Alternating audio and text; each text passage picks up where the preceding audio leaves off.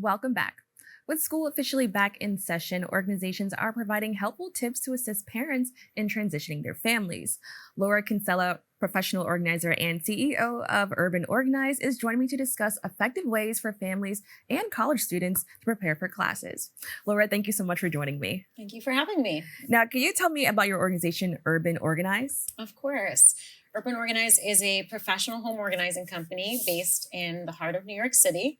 We transform cluttered homes into beautifully functional and stylish spaces based on you and your family's unique needs and lifestyle.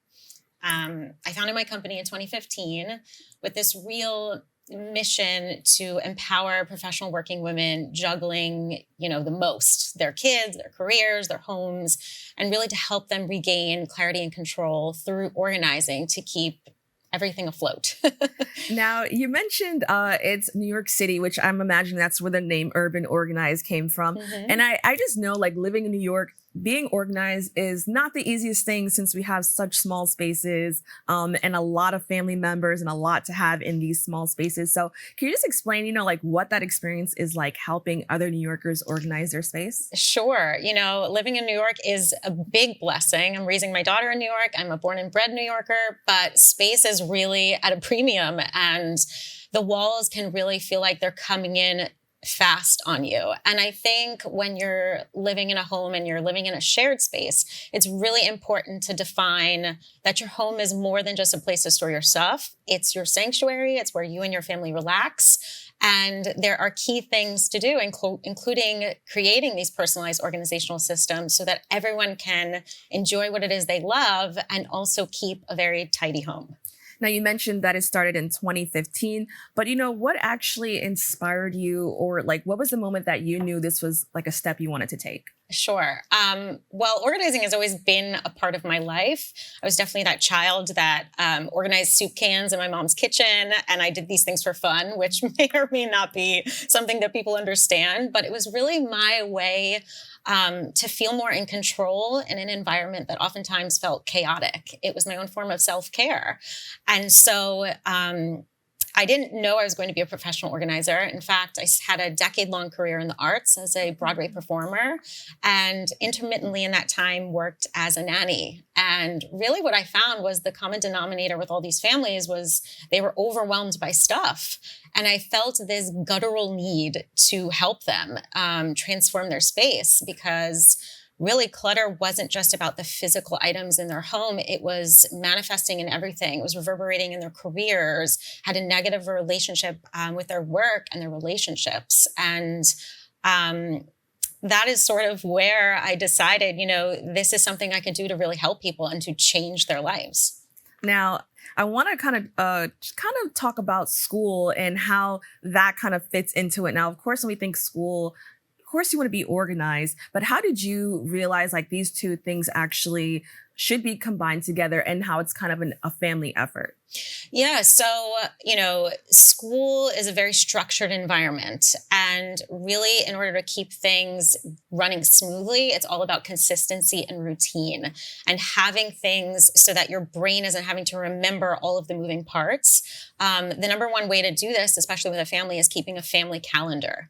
Whether you are a paper calendar person or a digital calendar person, it's really having accessibility so that everyone knows what's expected of them and where all these days come into play, because it's too much for our brains to remember school holidays and parent-teacher conferences and after school activities. So really keeping a family calendar is key. And then in order to get all of your family members on board, because it is a group effort, it is being organized is a lifestyle. And even if you have young children, just instilling age-appropriate things that they can handle themselves, whether they have to tie their shoes independently in the morning, or if you have older kids and they're responsible for packing their own lunches or making sure they have everything they need, their devices are packed and charged, so that everyone knows what's expected of them and everyone can keep, organized through a very structured environment. Now, I think like before working on this segment, I didn't realize how much effort went into like getting your kids ready for school and how much it's almost like it's back to school for the parents as well, because like you're a huge part of it. Can you just talk about ways that parents can prepare kids before they even enter the school? And what actually goes into like making sure they're prepared for that? Absolutely. You're right. There's so many spinning plates in the air. I think some key things to really keep you and your kids accountable. The first thing is, there's inevitably going to be homework, whether you have a kindergartner or you have a high schooler. So really dedicating a workspace, whether that's your kitchen table or your kids have their own desk, where all their supplies are handy and stocked. So that again, they're not nagging you last minute, where are the sharpened pencils? Or why don't I have this? And then you're having to do these last minute runs to CVS or wherever your convenience store is to get what they need. The other thing is we really want to keep our kids' brains fueled so that they can focus and that they can do the task at hand. And in order to do so, we need to keep our pantries and our fridge stocked with really nice and healthy snack options so that your kids can access these things all by themselves. They don't have to bother you. And they, again, can focus and not feel like they're in a brain fog and fatigue trying to do what it is they need to do. Now, what is a drop zone and how can it help with organizing? A drop zone is a designated area in your home, typically in the entryway, but it can be any high functioning area like your kitchen that collects all of those things that you're using all the time that are going in and out of your home. So that can be your keys, your phone, your wallet, your shoes, your bag, etc. The reason why it's important is that these items can get lost very quickly and they can easily make you late for work and late for school. So just doing little things like adding hooks by the front door so your kids can hang up their own coats, or having bins that for each designated family member to put their backpacks or their shoes so your floors remain clutter free and you know exactly where to find these items when you're in a hurry. Now, what happens after school is just as important as what happens during school. Can you talk about the importance of having an after school routine? Sure. It is absolutely critical. It instills responsibility and accountability for your children so that they know exactly what time they have to do their homework and focus on their studies, what time dinner is, what time their extracurricular activities and interests are. And that doesn't mean you need to be militaristic in your routine. But when you have a routine, everyone knows what's expected of them.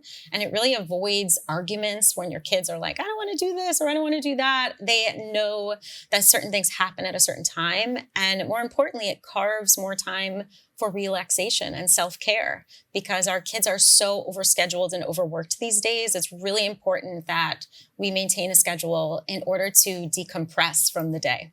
Now, I want to talk about high schoolers and college students, as I can imagine that's probably a little bit more stress off of the parents since these kids are a little bit older and can handle things themselves. What are some tips you would give to like older students who are maybe struggling to stay organized as we go back to school?